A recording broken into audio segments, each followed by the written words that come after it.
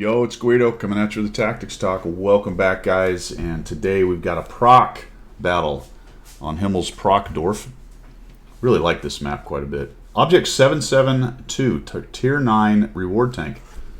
This is a cool tank, man. I didn't like it much in my review, but I'm going to tell you it's pretty solid. We're going to talk about recognizing opportunity, which is something we want to try to do in this game. You don't always get to that position in this game. Sometimes you're reacting more than you are, or maybe you are backpedaling, reacting more than you're able to react forward. You're going to run into those kinds of games, essentially. But let's talk about the ones where you can kind of see some of the things going on and make good decisions, and what those good decisions look like in terms of opportunity.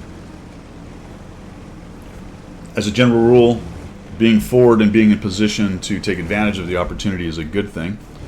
You don't always play tanks that can do that. Sometimes you've got, the glass cannon TD, and you just don't have the option to do some of the things we're talking about. So let's talk about that in terms of a heavy or a medium that has a little bit of armor going on. What does that opportunity look like? Because there's going to be a cost in exposing yourself and trying to get forward and take shots at times. And it obviously helps to have a good turret and some decent hull armor. This tank has it. It's also kind of cool because it's this little flat thing, which means it can move around some of these positions like this without exposing a whole bunch of its hull. It's very low slung. So making a little bit of a move around the middle. Now, why can I kind of do this? First of all, it's analyzing the match. There's no arty, so right off the bat, I have a very wide range of things I can do that aren't going to cost me hit points as much as if there was arty. All right, so if I start futzing around in the middle this early in a game with 1, 2, or 3 arty, I'm going to start getting bombarded. I'm going to shed hit points. So I might not do that early in a game like this. But because of the fact that there is no arty, I can use my turret here and play these turret games and start seeing if I can't find guys and get shots for them. So the LT-54, the T-54 lightweight, helps us get rid of their T-49. That's good. Their IS-6 looks like he died up on the hill, I think, from what I can tell there. So right off the bat, I know we've got a little bit of a forward position. We have a whole bunch of guys in the 1-2 line. That's not great. The Kunz is kind of scary because he's got that great gun depression, but right now he looks like he's using his speed mode to kind of zing around, or his faster than crawl mode, whatever you want to call it, standard movement. Got a Caliban down here, all right. Now, what I don't have, unfortunately, on this tank is good gun depression, so I am going to be fighting the terrain here, trying to get a shot. Oho's kind of up there. I'm like, well, can I get it? Or, no, not exactly. We'll just shoot and see if it drops on him. Don't know. Take a peek at him. Kunzenpanzer's still running around. Here he comes up the hill. Gets tracked. Gets hit. Just kind of wait, and we're able to just sneak one onto that guy, and we take him down. Right? So opportunity, right? He came up too high. I stayed in position. He got tracked. Waiting for the reload. I'm able to take advantage of that. Kind of weird, we have a whole bunch of guys hanging out on the 1-2 line, but now we start getting a little push, and I've missed the Type 59. That's just a bummer. I have a real hard time hitting guys here on this. Fighting the terrain still, right? That just don't have the gun depression to do what I want to do there. So we'll back out. No sense sitting exposed when you don't have a shot and letting somebody potentially see you and get a nicely aimed shot. So now we got the Type 59 there. There we go. Finally get a shot on him. 459 out of that. Keep working on the guys that you see. He's sort of working into that fold of the ground right there. Looking towards me. I don't know if I'm actually seeing right here, to be honest. That missed. Obviously hit the ground. Oh, there's the TVP thing. That's a bummer. Had it been reloaded, I'd probably kill that guy off. There's the Type again. So we'll just take these opportunities. And as we start, it hits the ground. That's a major bummer. As I watch this develop, I'm already thinking, all right, how do I take advantage of the 1-2 line collapse that we got going on here? Armor not yet. It's just it ain't working out for me right now, folks. But as I look at the hit points, I'm also thinking, all right, this push is losing hit points. There's a good number of campers there. The hill is collapsing.